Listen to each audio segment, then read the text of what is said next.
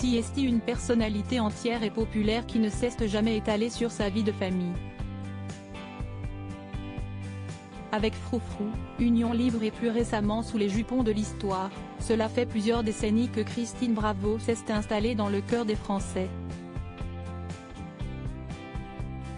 On ignore pourtant souvent que la grande gueule des grosses têtes est aujourd'hui 3 fois grand-mère.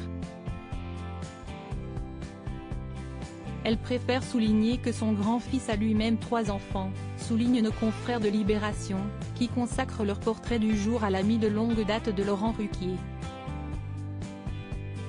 3 petits-enfants qui ont interdiction de l'appeler mamie ou, pire, mémé et l'appellent par un tendre surnom, Kikou. Celle qui préfère ne pas se dire grand-mère a 2 enfants, Mathieu et Clara, qui auront 47 ans et 31 ans cette année. Découvrez l'évolution physique de Christine Bravo. L'enfance de Christine Bravo, c'était Zola à Bobigny. Christine Bravo profite également de ce portrait pour faire de rares confidences sur son autre famille, celle dans laquelle elle est née, avant qu'elle ne se construise la sienne. Elle dévoile notamment que sa mère est décédée il y a une quinzaine de jours. Cette disparition autorise Christy Bravo à en dire un peu plus sur cette branche pas glorieuse de sa famille, estiment nos confrères de Libération.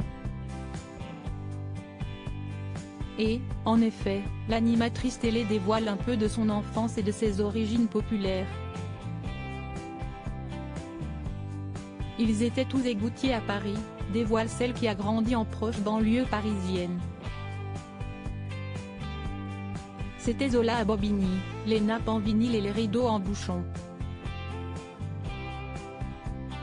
CST, donc une enfance parfois difficile que Christine Bravo laisse entrevoir avec pudeur. Cela fait 30 ans que la romancière, qui n'a rien publié depuis 2010, pense à raconter un jour l'histoire de sa famille. Ma mère me faisait du chantage au suicide, se souvient Christine Bravo. Pourrait-elle écrire ce grand roman familial désormais que sa mère n'est plus là?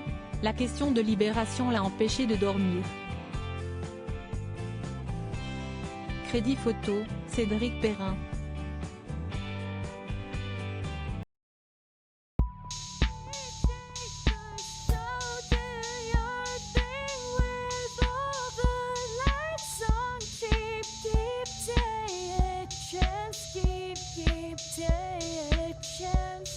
You